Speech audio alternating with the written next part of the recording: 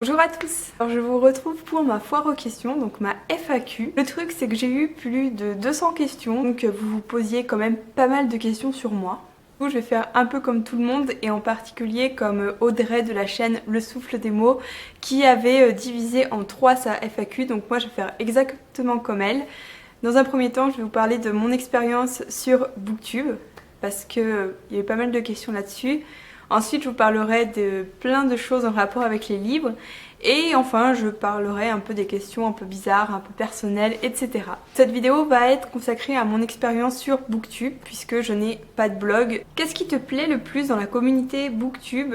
Et à l'inverse, qu'est-ce qui te déplaît? Ce qui me plaît le plus, franchement, sincèrement, c'est d'une part l'échange que j'ai avec les commentaires, donc avec vous en fait. Et par mail aussi, c'est-à-dire que grâce à Booktube, j'ai vraiment rencontré pas mal de personnes, de personnes très différentes les unes des autres et tout autant intéressantes. Et cet échange, je ne l'avais pas auparavant parce que des personnes qui aiment la littérature, qui aiment la lecture, qui aiment les livres, autour de moi j'en ai très peu. Et du coup cet échange, je me suis rendu compte, me manquait. Et grâce à Booktube, j'ai vraiment réussi à avoir des échanges de qualité, des échanges qui vraiment me rendent heureuse, clairement. Et sinon, je me suis également fait beaucoup d'amis avec des personnes qui font aussi des vidéos littéraires. Parmi ces amis, il y en a qui font partie de mes meilleurs amis. Il y en a que je rencontre encore aujourd'hui, d'autres avec qui je sympathise peu à peu et ouais, je me suis fait de nouveaux amis qui comme moi font des vidéos. À l'inverse, qu'est-ce qui me déplaît? Alors, je pense que ce qui me déplaît le plus, c'est pas vraiment quelque chose qui me déplaît, mais c'est quelque chose qu'il faut savoir avant de se lancer sur YouTube. YouTube, c'est un peu une plateforme particulière parce qu'on peut mettre des pouces verts, mais on peut aussi mettre des pouces rouges. On peut mettre favoriser certains commentaires, on peut insulter assez facilement. Et ça, c'est une facette de YouTube qui certes me déplaît, mais pas non plus... voilà, je fais avec, on va dire. Mais c'est vrai que c'est quelque chose qui, au tout début, quand on fait des vidéos, peut faire mal, enfin peut un peu ébranler, on va dire, parce que on ne comprend pas pourquoi on nous aime pas, pourquoi on s'en prend à nous alors qu'on pensait juste faire une vidéo sur la lecture. C'est juste la lecture, quoi. Aujourd'hui, j'ai plus tendance à rire des commentaires un peu, voilà, plutôt que d'en pleurer, parce que je pense que c'est la réaction qu'il faut avoir à ce genre de choses, à part si évidemment ça va trop loin, mais quand ça reste, voilà, il vaut mieux prendre ça à la rigolade, on va dire. C'est quelque chose auquel il faut faire attention si on est vraiment trop sensible. Et aussi, il y a la question du nombre d'abonnés, le nombre de vues qui sont visibles. Donc tout le monde peut savoir votre nombre d'abonnés, votre nombre de vues par vidéo, etc. Et donc forcément, il peut y avoir des comparaisons avec les autres, qui a le plus d'abonnés, qui a le plus de machin. Bon, c'est comme partout, mais sur Booktube, c'est un peu amplifié parce que tout est visible.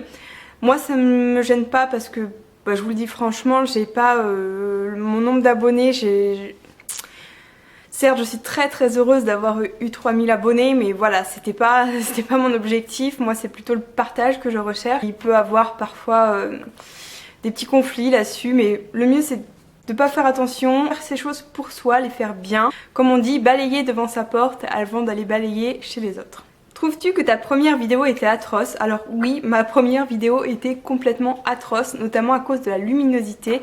Je vous mets une photo. C'était pourri.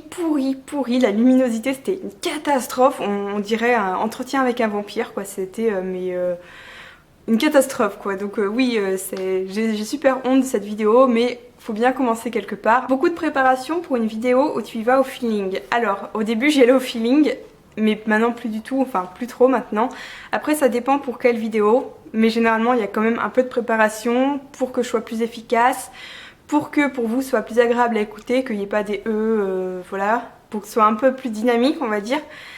Et ouais, il y a quand même un peu de préparation et surtout en aval en fait, pas forcément en amont, pardon. Comment aimerais-tu faire évoluer ta chaîne dans un avenir proche ou lointain? Alors moi mon objectif c'est de continuer à faire une vidéo par semaine. Et c'est un objectif qui est assez difficile pour moi parce que je suis en prépa en fait, du coup faire une vidéo plus la masse folle de travail que j'ai à côté, c'est très compliqué. Mais voilà, moi voilà, ce que je veux vraiment faire évoluer c'est la régularité, je veux que ça continue comme ça, une vidéo par semaine, que j'arrive à répondre à tous les commentaires, à tous les mails, ce que je fais.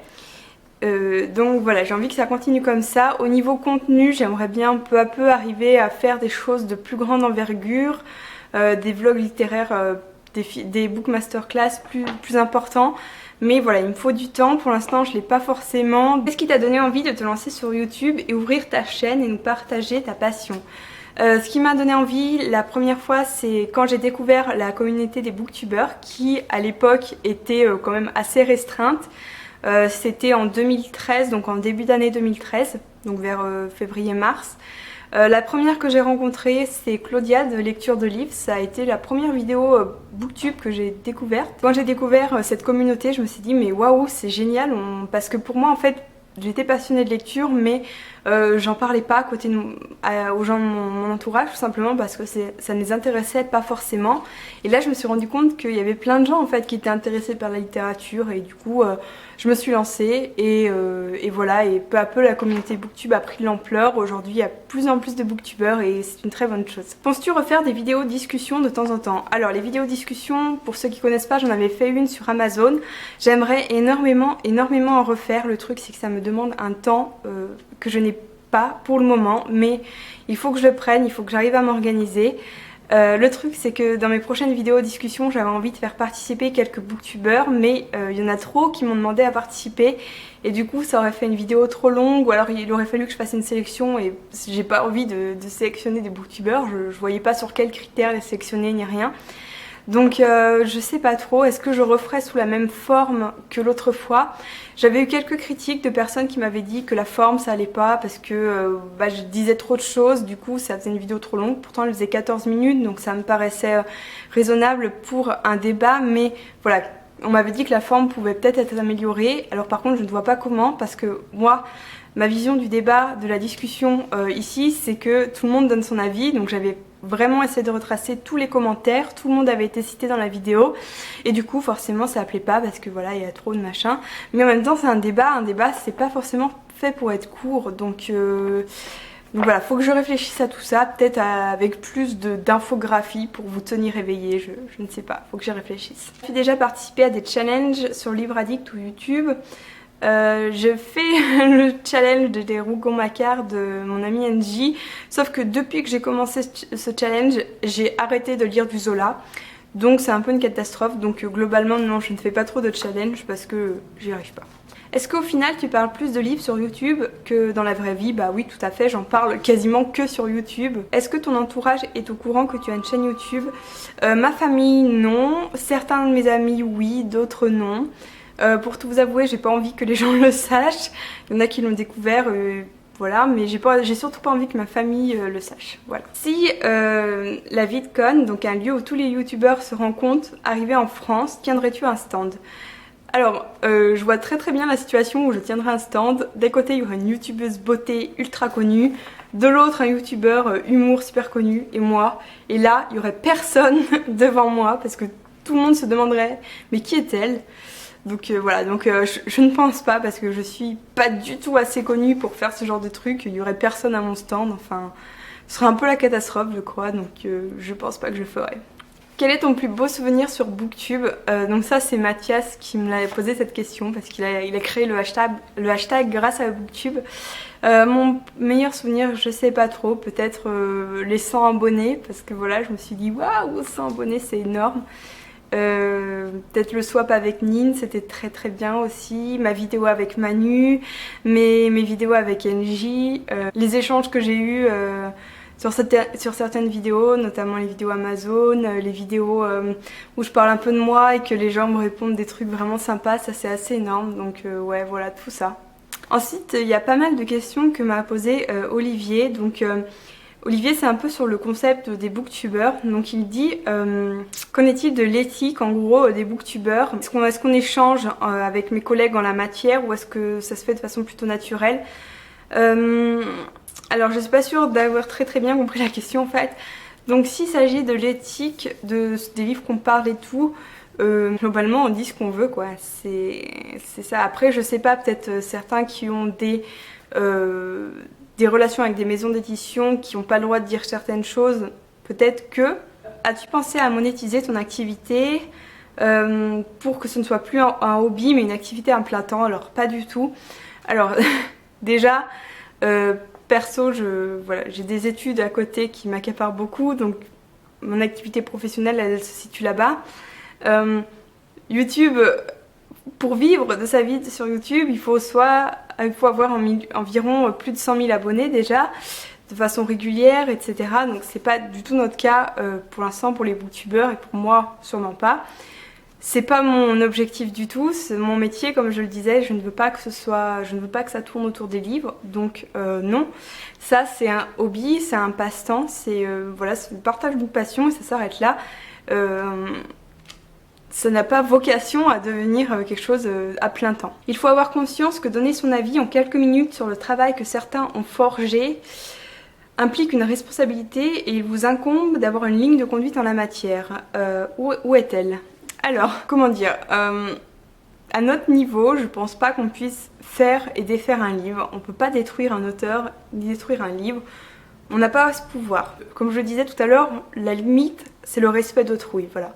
Par exemple, pas dire que cet auteur est un gros minable, qu'il n'a rien fait de sa vie, que son livre c'est bon à jeter aux ordures. Enfin voilà, pas dire ce genre de choses. Après, je pense qu'on peut tout à fait dire qu'on n'a pas apprécié un livre pour telle ou telle raison. Je vois pas en quoi ça a beaucoup d'incidence. Et d'ailleurs, ce que j'ai remarqué, c'est que généralement, quand on dit qu'on n'aime pas un livre, les gens vont tout de suite aller le lire après pour se faire leur propre avis et dire ouais non t'as tort, en fait c'est trop bien, ou aller dans notre sens, ça dépend. Dire qu'on n'a pas aimé un livre, généralement ça fait de la pub pour ce livre, donc c'est un peu un effet, voilà. Mais je pense pas qu'on est... Enfin ce serait une question plus pertinente je pense pour tout ce qui est critique littéraire, des gens qui publient dans des livres, etc., qui ont un financement de l'État. Et je pense que si on commence à se mettre des barrières dans ce qu'on dit, alors que nous, notre grand plus par rapport justement aux critiques littéraires, c'est qu'on est spontané généralement, qu'on est sincère, qu'on ressemble aux gens qui nous regardent. On a généralement à peu près le même âge, ou en tout cas à peu près la même mentalité, autant qu'on dise vraiment ce qu'on pense, mince. De toute façon, on est tellement nombreux qu'on a tous des avis différents, alors voilà. Voilà, donc c'est fini pour les questions en rapport avec Booktube, donc j'espère que ça vous a plu. Si vous avez d'autres questions, n'hésitez pas à les poser en barre d'infos. J'espère que cette partie de la question vous a donné un peu envie de vous lancer sur Booktube si vous essayez, parce que c'est une excellente expérience, c'est vraiment un truc super que je regrette absolument pas, qui apporte énormément. C'est un peu de travail et je vous le cache pas, il y a un peu de travail à côté, voire beaucoup. Mais si on s'organise bien, on peut s'en sortir. Je vous dis, moi je fais la prépa plus Booktube à côté et je m'en sors à peu près, c'est difficile mais je m'en sors. Si vous êtes prêt à travailler un peu, si vous avez vraiment envie de partager, que vous êtes patient surtout, parce que les abonnés ça vient pas d'un coup, ça vient petit à petit, eh bien lancez-vous parce que c'est une aventure très riche et que je souhaite à tout le monde. Voilà. Je vous laisse et je vous dis à très bientôt pour la suite de la FAQ. Salut!